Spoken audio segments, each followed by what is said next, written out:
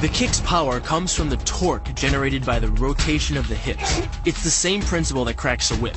Turning the hips just a few degrees forces the foot to travel a much greater distance and creates a lot of speed as it does. The longer the leg and quicker the rotation, the faster the kick. And unlike karate, Muay Thai fighters are also taught to strike with the hard bone of the shin.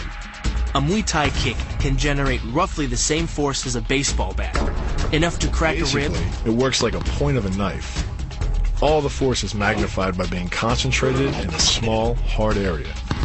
Even if the elbow doesn't deliver a knockout, it will almost always leave a nasty cut, and often getting in close neutralizes the opponent's weapon advantage. Then, in the clinch, we bring the power of the knee to bear. Unlike the kick, which relies on rotation to create power, the knee gets its power from leverage. Pulling our opponent down as we drive the knee up can deliver up to 2.5 tons of force, enough to lift a car. It's not the arms, but the legs that drive this.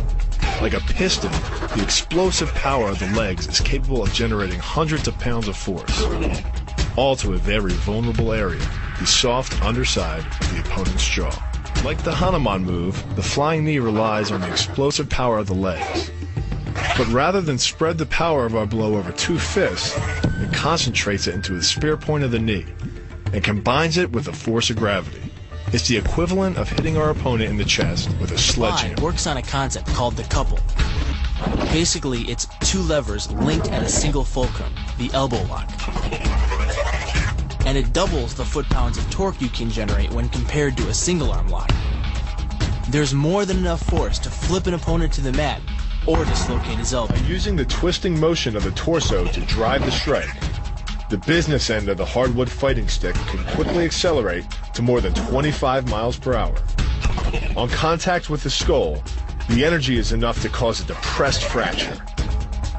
It's the same injury-producing force as being hit in the temple by a hammer. Mali relies on something called a flexion moment imparted to the neck to do damage.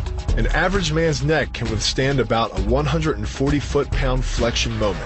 Beyond that, soft tissue and even vertebrae can be crushed. By bringing your weight down fast, this move could easily deliver twice that amount of force.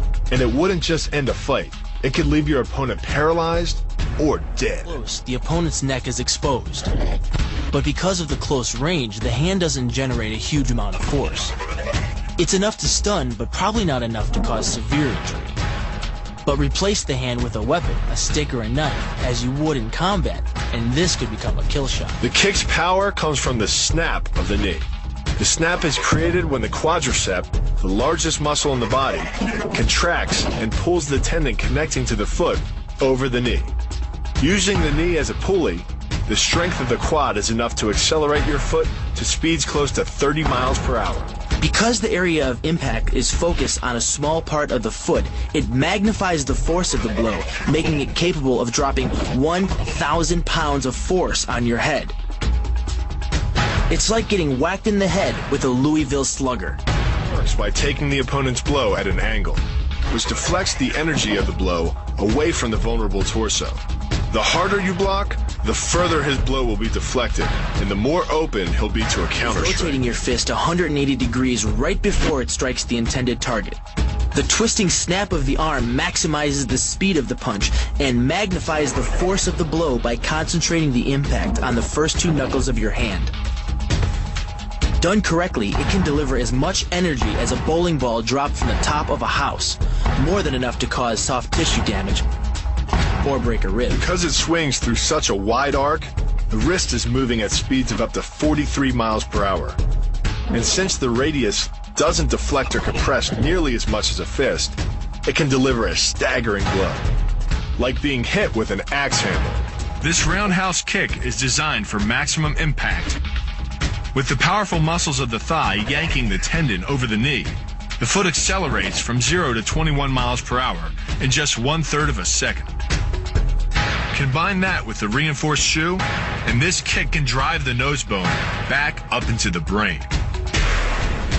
It's aimed at the largest gland in the human body, the liver. A direct hit won't just bring an opponent down. It can rupture the gland, causing severe internal bleeding. But the liver is well protected by the rib cage.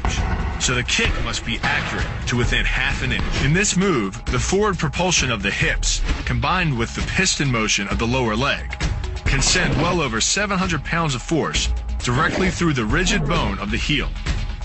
This impact won't just knock an opponent down. The force is enough to permanently damage his kneecap, leading with the near arm. The first jab travels the shortest distance to the opponent, so what it lacks in force, it makes up for in speed.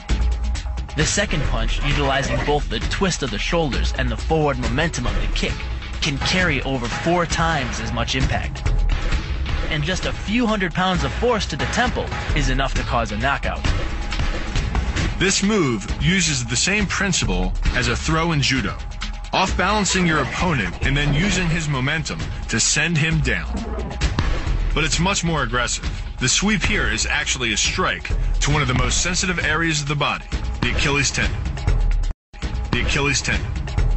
The throw works just like a crowbar, where your leg is the lever and your hip is the fulcrum. The trick is positioning your body in just the right place. If you're just an inch off the placement of your thigh and hip, the amount of energy needed to throw an opponent can more than double. But performed correctly, Uchimata requires almost no energy, yet it can deliver up to 5,000 pounds of force. If it weren't for the mat, a throw like Uchimata would be enough to cause serious injury or even paralysis. You use the strength of your legs to maintain your dominant position while you secure the choke. Just a few pounds of pressure on the collar of his gi is enough to reduce the blood flow to the brain to a trickle and end the match. Hold this move for 10 seconds and the fighter will black out. Hold it just a bit longer and he's dead. By bending the elbow across the fulcrum of your hips, you're subjecting the weak joint to the leverage of 2 strong forces: the pull of your thighs on his shoulder and your hands on his wrists. As little as 1,000 pounds of force can be enough to destroy the elbow. The leverage of the armbar can supply much more than that. The sacrifice throw is a simple lesson in conservation of energy. The stronger the opponent attacks, the further he gets thrown. It works like a catapult, where your opponent's momentum supplies the counterweight. The faster he's going, the further he's going to fly, and the harder he's going to land. That land with the side, ball, or top of the foot. The gastrizin uses the heel to deliver the blow. This alignment of the heel, ankle, lower leg complex channels some 2,000 pounds of force into the opponent. More than enough to break a baseball bat.